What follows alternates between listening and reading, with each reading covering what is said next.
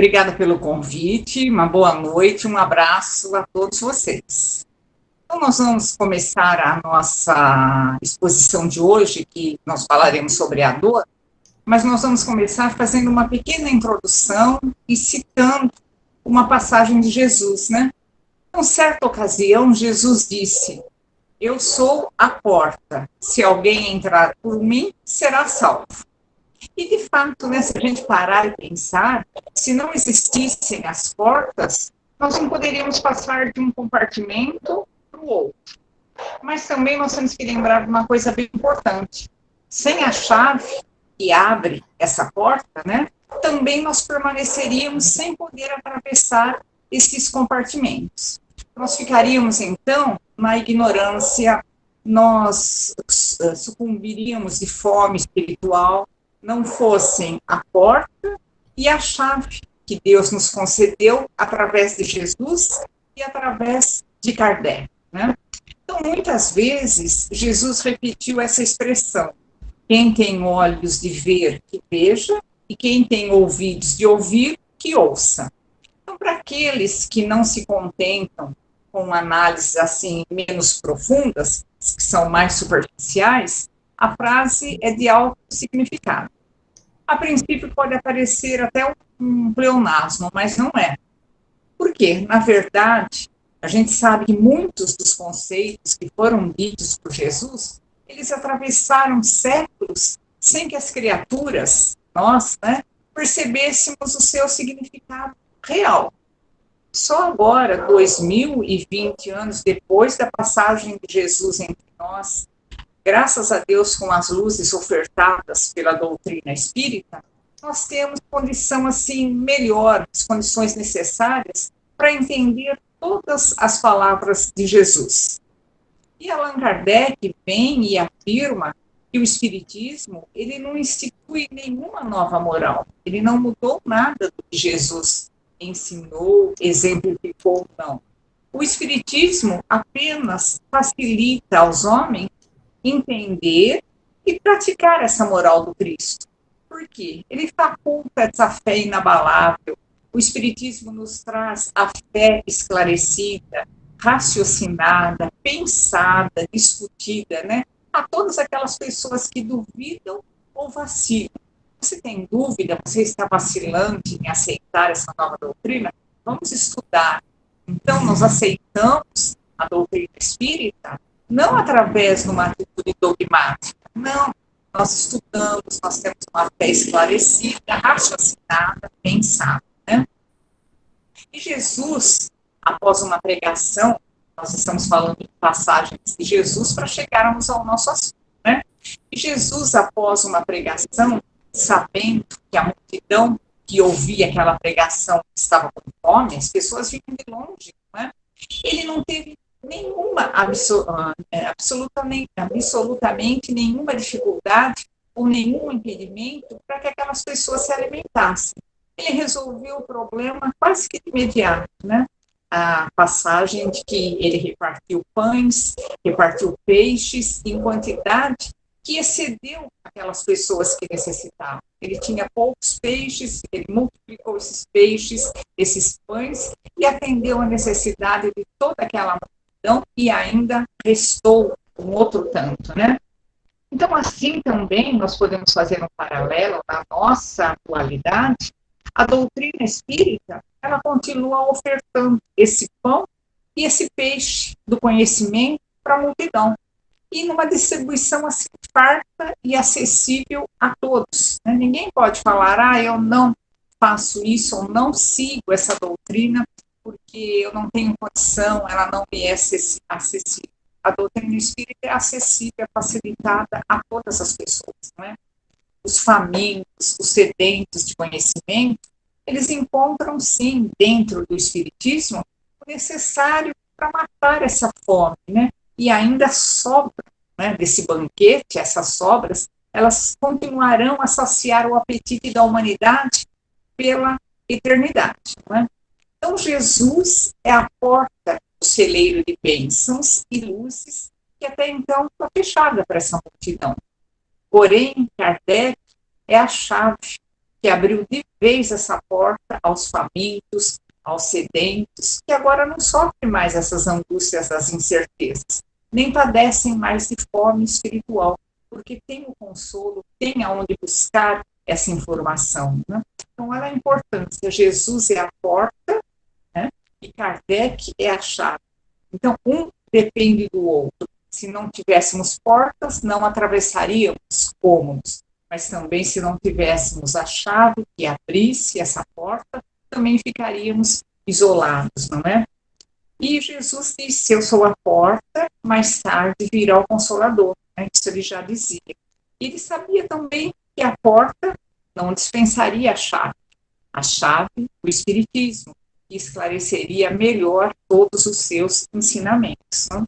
Então, Jesus e Kardec, portanto, nos apontam aquela senda da fartura, da abundância, da plenitude, nos mostram esse caminho da felicidade, né? E caminhando por ele, nós vamos ter segurança, né? Nós vamos conquistar a felicidade. Então, Jesus, reforçando, Jesus é a porta e Kardec é a chave. E o Espiritismo é a chave através da qual tudo se explica. Então, baseando-se nessa certeza, né, é que nós vamos estudar o tema de hoje, a dor. Tá? E nós começamos perguntando, né, a dor, quem é ela? E por que ela está sempre no nosso caminho? Volta e meia, dificilmente uma pessoa encarna aqui nesse nosso mundo de provas e expiações e tem uma existência super tranquila. Né? Um momento ou outro, ele vai ter um problema, uma dor. Né? Então, nós começamos perguntando, a dor, quem ela é e por que ela está sempre no nosso caminho? O homem não é criação de Deus? Outra pergunta, né?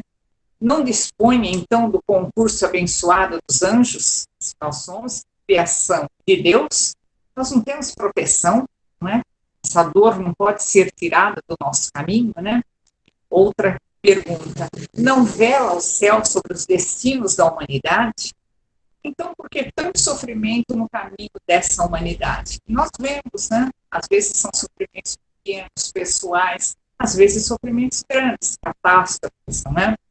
Será que nós sofremos para pagar os nossos erros? Olha quantas questões, né? Qual a razão da dor? Então, são perguntas que nós fazemos, ou ouvimos alguém fazer, né? São perguntas que fazemos e recorremos ao auxílio dos espíritos para encontrarmos as respostas tão necessárias, consolem o nosso coração, né? Que nos dê um além. Leon Denis, então, ele nos diz no seu livro O Problema do Ser, do Destino e da Dor, que fundamentalmente considerada, a dor é um fator de educação e equilíbrio.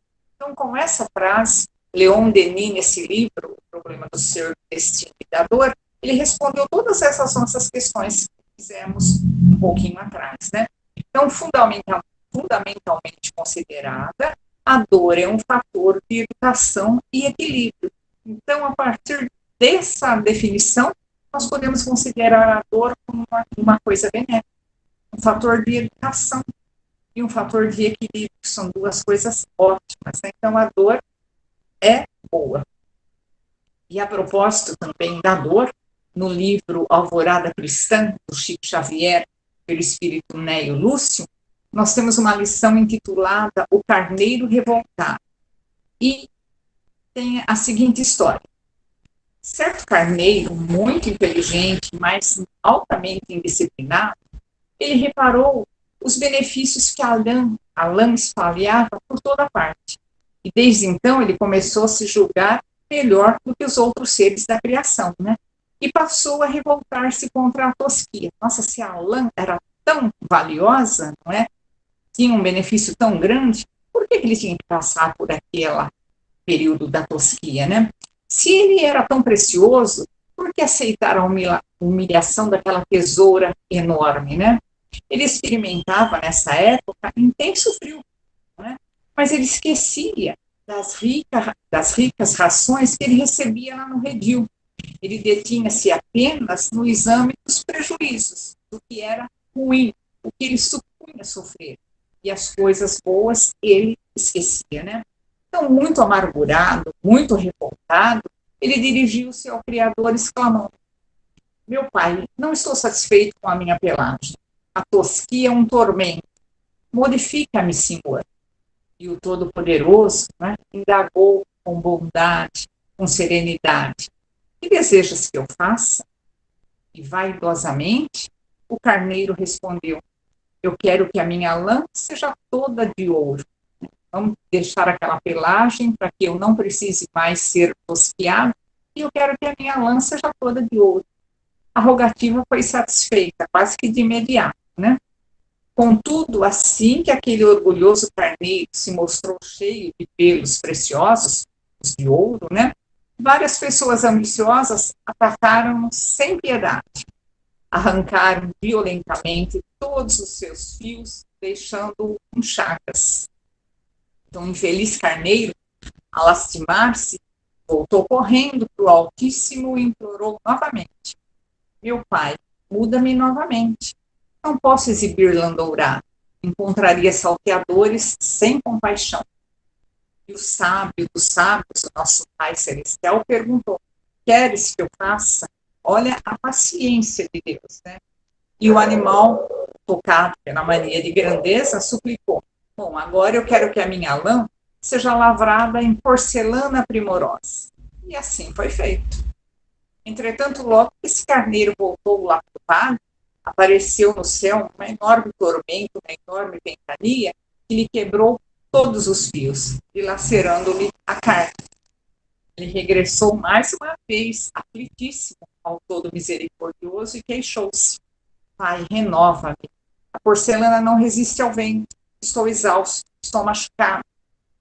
E o Senhor, mais uma vez, lhe perguntou: que desejas que eu faça? E o carneiro: a fim de não provocar os ladrões, nem ferir-me com a porcelana quebrada, quero que a minha lã seja feita de mel. E o Criador, mais uma vez, satisfez o pedido. Logo que esse pobre carneiro voltou lá para o redil, bandos de moscas cobriram, em cheio, né? E por mais que ele corresse, por mais que ele tentasse fugir daquele bando, daquele enxame de moscas, elas continuavam sugando todos os seus fios adocicados. Ele pediu para ser feito de mel, né? O carneiro voltou então ao Altíssimo e implorou: pai, modifica-me. As moscas deixaram-me em sangue. E todos nós somos filhos de Deus.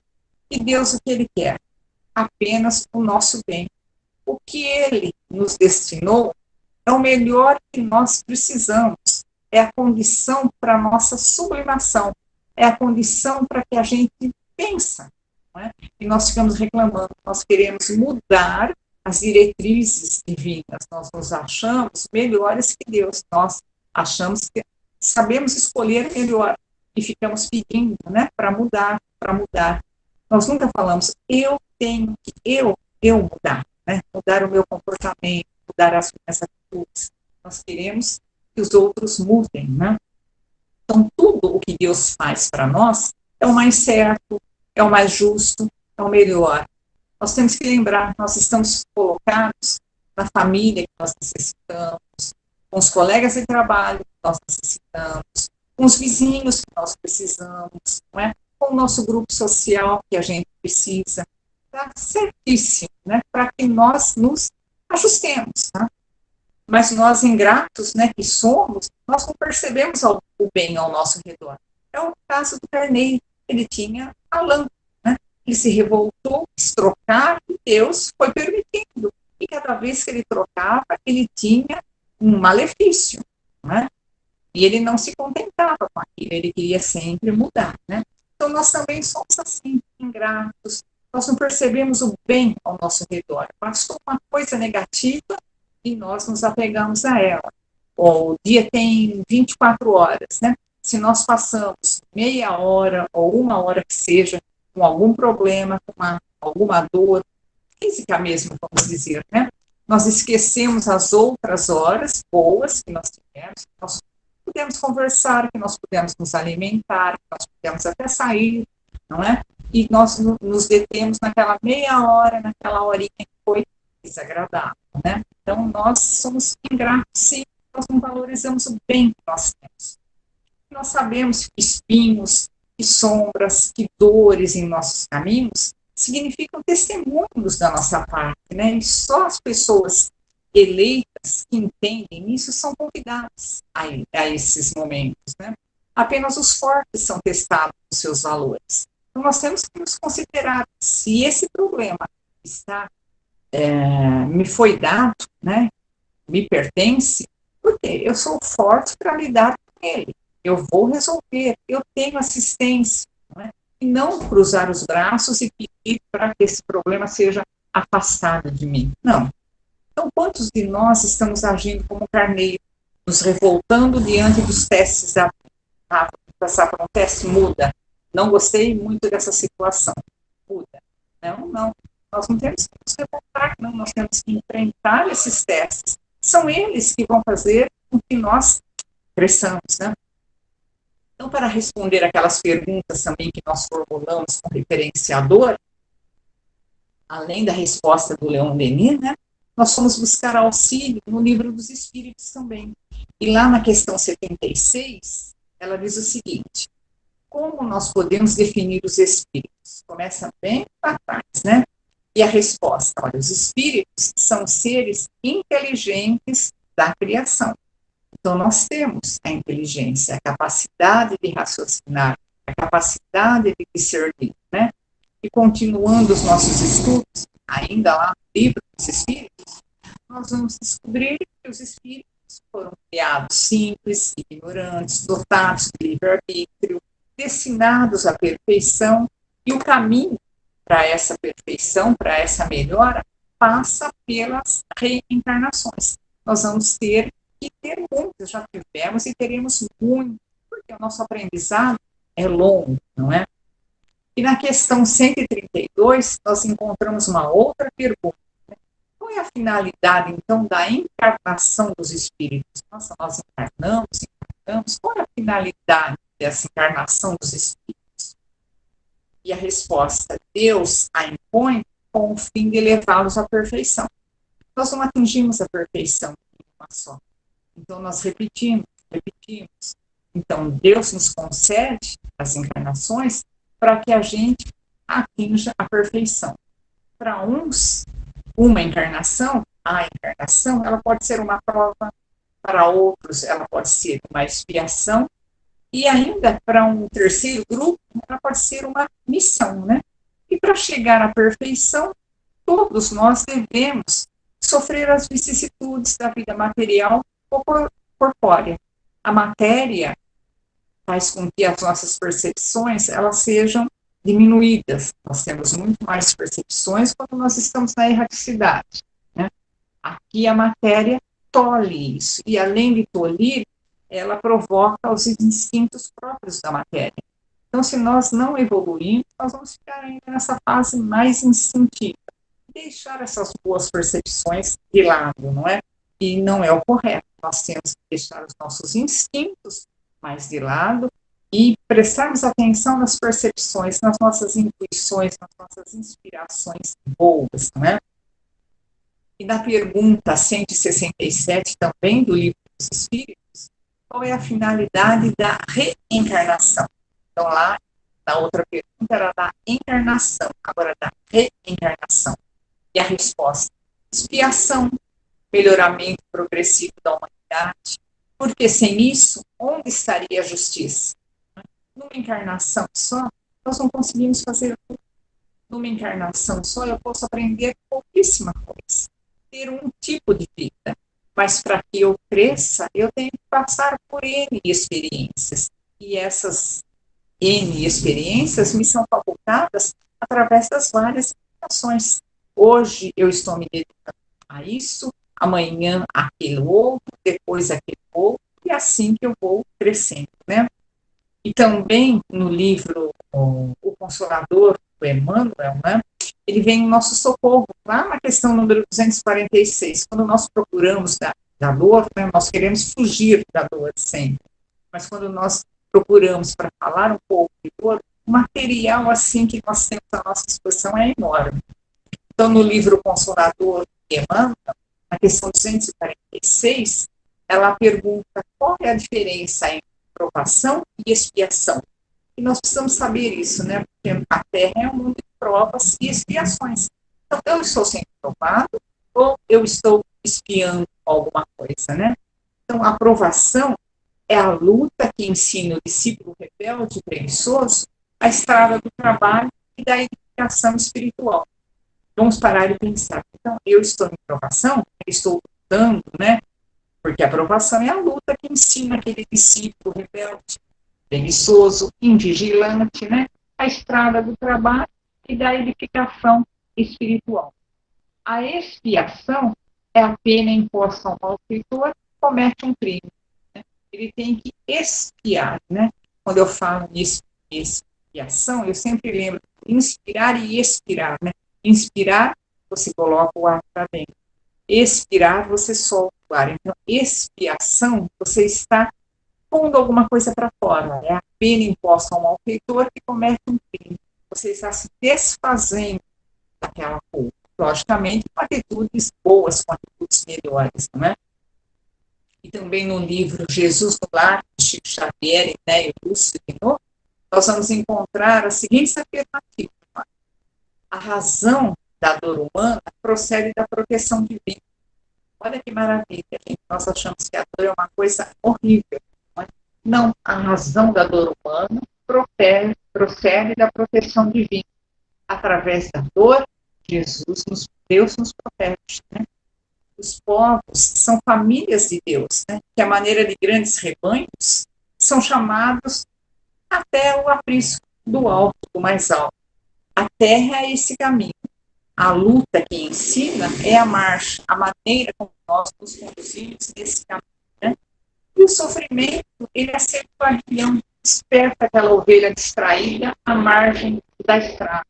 E nós andamos, vez ou outra, ou quase sempre, distraídos. Né? Esse rebanho, nós somos levados e nos distraímos. Então, qual é a finalidade de eu estar aqui? Opa, eu não estou aqui a passeio. Eu tenho alguma coisa, eu tenho algum projeto, eu vim aqui, não foi por acaso, não é? Então, o sofrimento é aquele aguilhão, aquele culturão que nos desperta quando nós estamos relaxados, quando nós estamos à margem da estrada, observando mais a paisagem do que fazendo coisas produtivas, né? Porque, olha, nós podemos parar e pensar, o excesso do poder favorece o abuso. Quando nós temos esse excesso de poder, nós abusamos. Né? É mais confortável. Se nós temos um conforto em demasia, nós relaxamos. Ah, está muito bom, continue assim. Depois eu vejo o que eu faço. E não é assim que nós temos que nos comportar. Né? Quando tudo está bem, nós nos descuidamos das nossas responsabilidades. E aí surge a dor. Ela é ruim? Não. Ela é um chamamento para as realidades da vida. Então, quando tudo está bem, nós ficamos relaxados, né? É fácil navegar num mar calmo. Né? Agora, o difícil é quando chega uma tempestade e você tem que tomar as rédeas dessa situação. É difícil, mas você passa também por aquele vendaval. Você tem experiência para aplicar ali e atravessar aquele vendaval, não é? Você já tem esses conhecimentos, né, trazidos. Então, quando tudo está bem, nós nos descuidamos das nossas responsabilidades. Esquecemos da religião, esquecemos dos amigos. Ah, tá tudo bem comigo, continue assim, né? E a dor, não, ela vem como um chamamento para as realidades da vida. Acorda, você tem mais coisa para fazer além disso, né? E é a pura verdade que a dor é esse chamamento, que nos acorda para a realidade, que a gente vê a coisa de uma maneira diferente. Né? Olha, só descobrimos que o fogo queima quando nós colocamos a nossa mão para queimar. E daí sim, daí nós aprendemos, pelaquela dor causada, a respeitar a chama. Se alguém falar, ó, aquilo lá queima, né? Nós não vamos acreditar, vai passar batido. Né? Nós só acreditamos mesmo quando acontece conosco. Quando aquilo queima, e daí eu vou. Não, realmente, o fogo queima. E daí eu passo a respeitar a chama, né? Outro exemplo, nós só damos valor à saúde quando nós estamos doentes. Nós estamos saudáveis, nós não valorizamos, até nos descuidamos. Comemos demais, outras pessoas têm o excesso em bebidas alcoólicas, em drogas, né? Não valorizamos a saúde que nós temos. Até procuramos destruir, né? Quando nós tomamos o cuidado, ficamos doentes, começamos a tomar o cuidado para que aquela doença não volte a nos atacar, daí sim nós falamos, poxa, o que eu estava fazendo? Né? Então, é a dor avisando, se você continuar assim, não vai dar certo, não é? Pare, repense e retorne para o correto, né? Então, é o aprendizado pela dor. Nós damos valor às pessoas queridas quando nós estamos na iminência de perdê-las, ou quando efetivamente perdemos. E aqui a gente não fala só de pessoas que nós perdemos porque desencarnaram. Não, pessoas amigas que de repente se afastam de nós. Por que será que essa pessoa se afastou? Né? Por quê? Eu não dei o devido valor a ela. Né? Releguei, deixei de lado. As pessoas se afastam mesmo, né? Então, olha, nós só damos valor às pessoas queridas quando estamos na iminência de perdê-las ou quando efetivamente perdemos, quando essas pessoas se afastam. Daí que nós paramos para pensar, o que eu fiz? Porque dói, né? Perder uma amizade. Nós só lembramos de Deus quando uma dor profunda nos visita, nos busca e nos encontra. Quando eu falo nos encontra, eu vi numa palestra, e eu sempre repito, a dor, ela não muda, ela não erra de endereço. Tá? Se aquele fato desagradável, se aquele período desagradável, tumultuado, é para eu passar, não é para o meu vizinho, não. A dor, ela não erra o endereço, ela vai certinho, né? Então, nós só lembramos de Deus quando essa dor profunda nos visita, nos busca, nos encontra. Daí nós corremos, nós pedimos auxílio dos nossos amigos, se nós somos espíritas, nós pedimos para o pessoal do nosso grupo, se nós temos amigos católicos, nós pedimos para orar, e nós pedimos para todos. Por quê? Vamos em busca de socorro, porque a dor deu aquele cutucão para que a gente despertasse, né? O homem é um ser ingrato, e nem o carneiro lá, né? Não estava contente com o que ele tinha. E o Alain era o melhor que Deus ofertou para ele. Ele tinha que passar por aquele teste, e ele querendo mudar, não é? Então, olha, o homem é um ser bem ingrato, né? Só se volta para as necessidades das grandezas espirituais, só vai pensar no espiritual, né? Quando uma dor vem. Daí ele geralmente pode pedir socorro, pedir arrego, como nós falamos, né? E não somos só nós que sofremos, né? Somos os únicos. Tudo o que vive neste mundo sofre, tudo. A natureza sofre, os animais sofrem, o homem, nós sofremos, né? O animal está sujeito à luta pela vida. É aquele dia após o outro. Hoje eu tenho que me alimentar, eu tenho que fazer de tudo para conseguir, né? É aquela a caça, né? O animal também sofre, porque ele luta pela vida dia a dia. As ervas do prado, as folhas, as árvores dos bosques, nos ares, no seio das águas, por toda parte, desenrolam-se dramas ignorados. Nós percebemos, mas a natureza sofre também de vez em quando, não é? E a dor, ela segue os nossos passos. Isso é normal no mundo de provas e expiações em que nós nos encontramos. A dor segue os nossos passos mesmo, para que nós acordemos, né? Ela nos espreita em todas as voltas do caminho. Às vezes está tudo bem, de repente, pá, vem uma notícia desagradável. Ou é uma doença, ou é uma perda financeira, ou é um relacionamento desfeito, uma amizade desfeita, não é? Então a dor segue os nossos passos, espreita-nos em todas as voltas do caminho. E diante, então, dessa esfinge, né, que nos fica com seu olhar estranho, nós não queremos ser simpáticos com a dor e nem queremos que ela seja simpática conosco, né? Então, diante dessa esfinge que nos fica com esse olhar estranho, nós fazemos aquela eterna pergunta: por que existe a dor? Não poderíamos passar sem isso, né? E voltando, então, para Leon Denis, a primeira resposta dele foi que a dor é um fator de equilíbrio e de educação. Então, Por aí nós já concluímos que a dor é boa. Ela nos educa e ela nos equilibra, não é? E perguntam de novo, por que existe a dor? E Leon Denis agora dá uma resposta meio que metafórica, né? Lá no mesmo livro, O Problema do Ser, do Destino e da Dor. Ele diz assim que a dor existe para polir a pedra, esculpir o mármore, fundir o vidro, fazer o pão. Nossa, perguntou-se por que, que a dor existe. E ele vem me falar em esculpir pedra, polir, fundir o vidro, fazer o pão. Mas olha que maravilha, como o Leon Denis foi assim único em dar essa definição, né, para que serve a dor. Polir a pedra. Né? Vamos lembrar de um diamante bruto, para que ele se torne aquele anel maravilhoso, cobiçado, né, uma peça rara.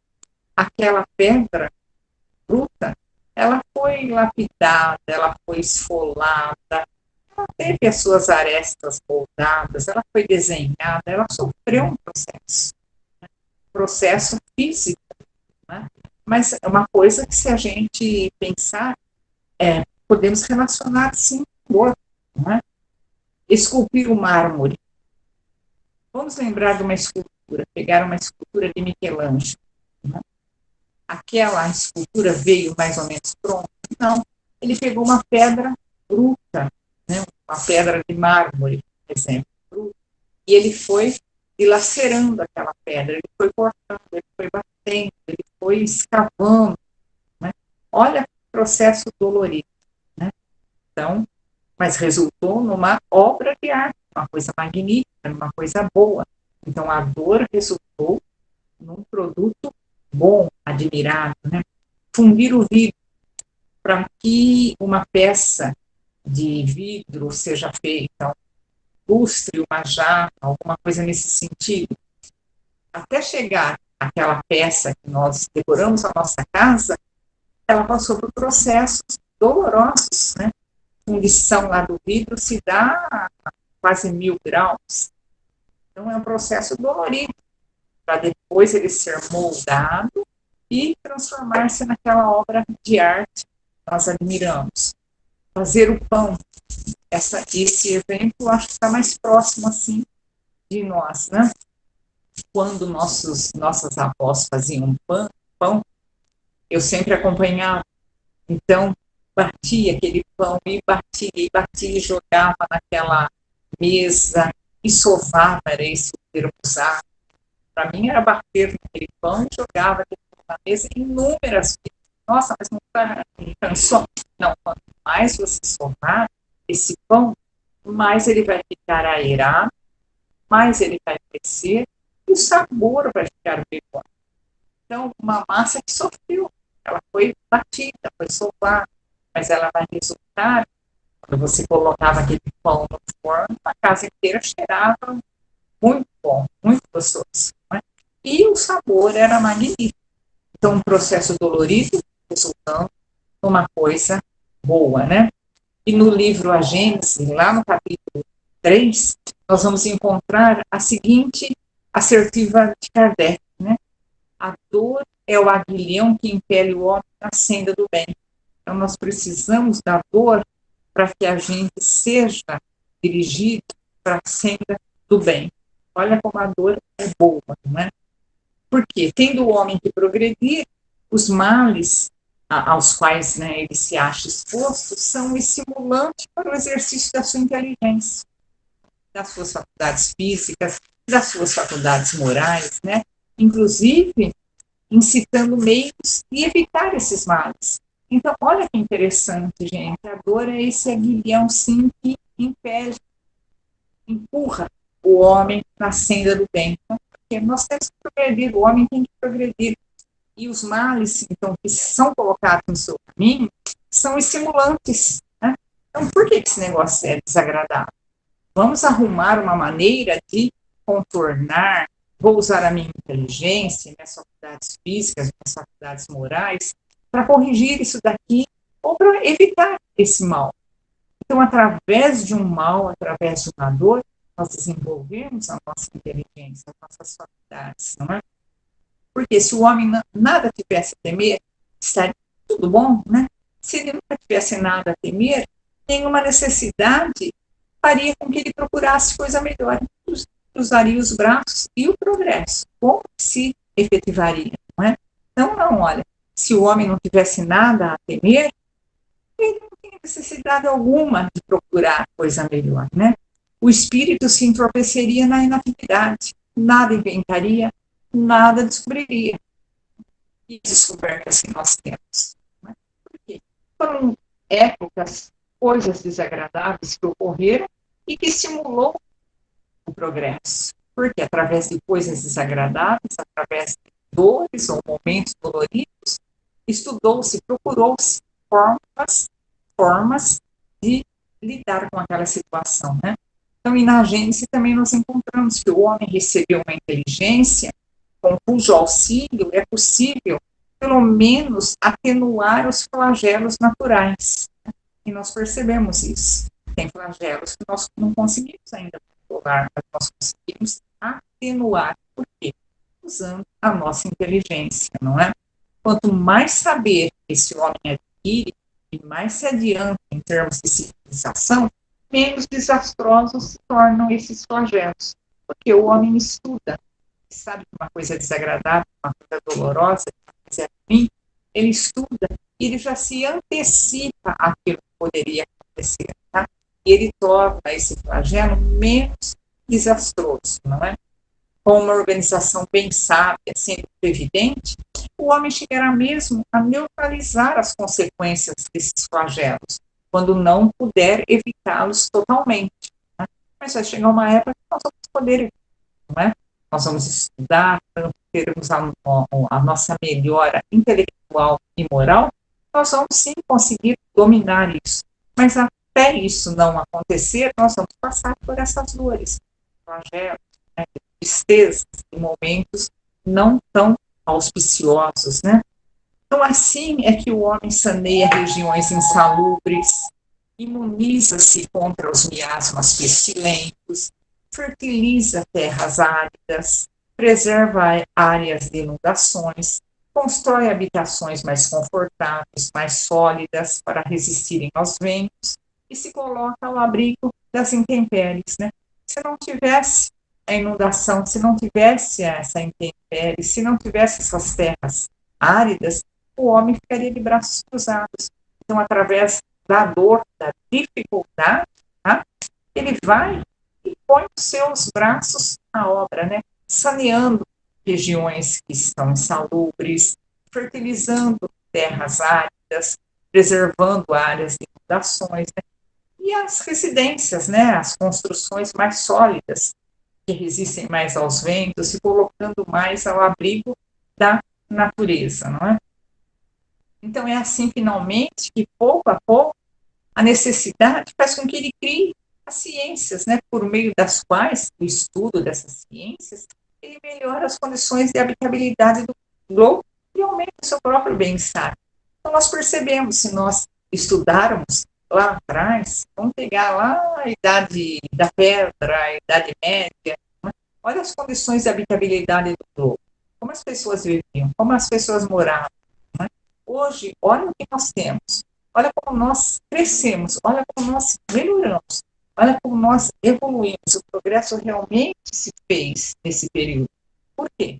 Porque teve dificuldade, porque teve dor, e essa dor, essa dificuldade fez com que os homens começassem a se mexer, né? Vamos corrigir essa situação, vamos melhorar, ou vamos acabar com essas situações desagradáveis, não é?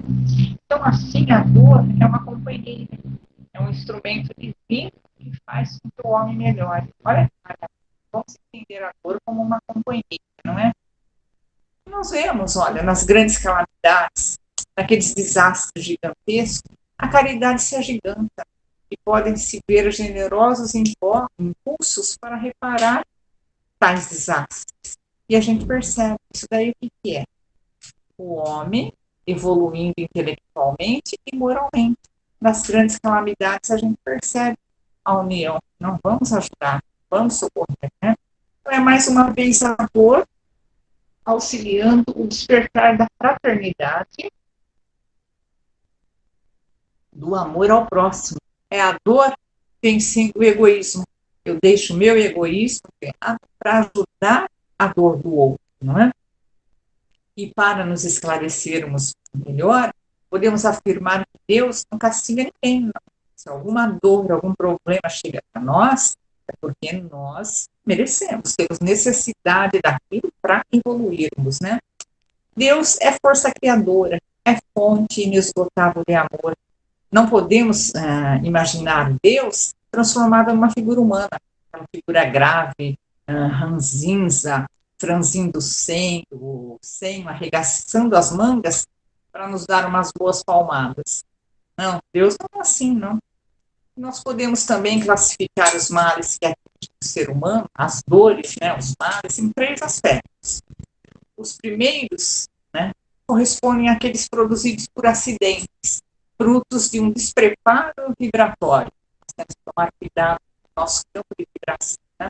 Então, esses males nós podemos colocar como as agressões, os crimes, suicídios, porque ninguém traz na programação agressão a quem quer que seja, né? É o despreparo vibratório, por isso que nós temos que estar sempre focados, sempre no bem. Né?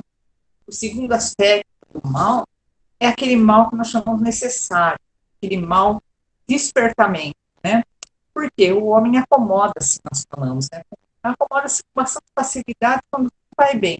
Então, a dor é aquele despertar. Tá? O mal, a dor é aquele despertar, aquela sacudidela, né? Então, aí, por uma doença física ou mental, ele busca se ligar ao plano espiritual por meio da prece. Daí ele começa a fazer uma reavaliação do seu modo de vida. Então, é um mal, mas que vai resultar num bem. E o terceiro aspecto do mal é o mal kármico, né? É aquela história, o que semeardes, colhereis, né? Por quê? A ordem é o amor, nós sabemos, né? O que Deus quer, o que Jesus ensinou para a gente, o amor. Então, a ordem é o amor. O mal causado pelo homem é que causa o desequilíbrio. É assim como um bumerangue, né? E para que a paz se restabeleça, esse desequilíbrio se desfaz, após lançar esse mal, né? Ele vai receber esse mal de volta, como se fosse um bumerangue. Então, é aquela história, né? De plantar, você vai colher, de semear, você vai colher, né? Isso é uma maneira de acabar com o mal sem passar pelo mesmo processo. Apenas a caridade, que é a expressão máxima do amor, a caridade é o amor em ação, né? Apenas a caridade tem o poder de anular a multidão dos nossos pecados. Quanto mais caridade nós fizermos, bem intencionado, sem esperar nada em troca, nós vamos estar conquistando créditos para nós, né? Então, quando Jesus disse, bem-aventurados os aflitos, porque deles é o reino dos céus, ele não se referia àqueles sofredores em geral, porque todos os que estão nesse mundo sofrem. Como eu falei, nós podemos ser dias bons, mas nós temos dias de sofrimento, dias que são piores, não é? Quer todos nós sofremos, quer estejamos num trono ou numa choupana. Olha a justiça divina. Estamos aqui encarnados nesse mundo, que precisa passar por esse processo, tanto faz eu ser um rei ou ser um mendigo, o sofrimento é para os dois, né? De maneiras diferentes, mas todos nós sofremos sim, né? Mas poucos sofrem bem. Poucos compreendem que somente as provas bem suportadas podem conduzir ao reino de Deus, né? Por isso, nós temos a prece, que é um sustentáculo da nossa alma, mas a prece sozinha, ela não é suficiente por si só, né? É necessário que essa prece, ela se apoie numa fé ardente na bondade de Deus e numa atitude dinâmica, fazendo alguma coisa. Fazer a prece, ter fé, ficar sentado, não vai resolver, não. Nós precisamos ser bem ativos. E nós temos ouvido frequentemente falar que Deus não coloca um fardo pesado nos ombros frágeis, e isso é fato, né? O fardo é sempre proporcional às forças, como a recompensa será sempre proporcional à resignação, e a coragem que nós tivermos de passar por aquela prova, não é? E concluído, então, vamos ficar satisfeitos quando Deus nos enviar a luta. E essa luta são as amarguras, onde muitas vezes nós necessitamos ter mais coragem do que se estivéssemos num campo de batalha, lutando ali homem a homem, né? Quando nos atingir um motivo de dor ou de contrariedade, tratemos de nos elevar acima das circunstâncias, vamos parar e pensar, né? Por que isso? Como eu posso lidar com isso? Vou dar o meu melhor, né? Quando nós chegarmos a dominar os impulsos da impaciência, da cólera, da revolta, do desespero, nós vamos poder dizer com a justa satisfação: eu fui o mais forte, eu venci essa prova. Olha que situação boa, não é? Então, bem-aventurados os aflitos pode, portanto, ser traduzido assim também. Bem-aventurados aqueles que têm a oportunidade de provar a sua fé, a sua perseverança, a sua submissão à vontade de Deus, levando também em consideração que as bênçãos, na verdade, são maiores que as dores. Como eu falei, nós nos fixamos nas dores, nós nos fixamos no que é ruim, nós esquecemos que nós temos de bom e que nós temos coisas boas aos montes, não é? Porque eles terão, então, centuplicadas as alegrias que lhe faltam na terra. E após o trabalho, virá o repouso, e serão chamados filhos de Deus. Então, vão ser esses bem-aventurados, os aflitos, né? Porque nós teremos as nossas alegrias centuplicadas, tá? E não vai faltar o nosso repouso merecido, repouso entre aspas, né? Não tanta tribulação como nós temos aqui na Terra, mas outro tipo de trabalho. Poderemos ajudar outras tantas pessoas. Então, vamos entender a dor como uma nossa companhia. Nós temos que tratá-la muito bem. Ela vem para nos estimular a melhorar e que nós consigamos melhorar. Obrigada pela atenção de vocês. Que Jesus nos abençoe.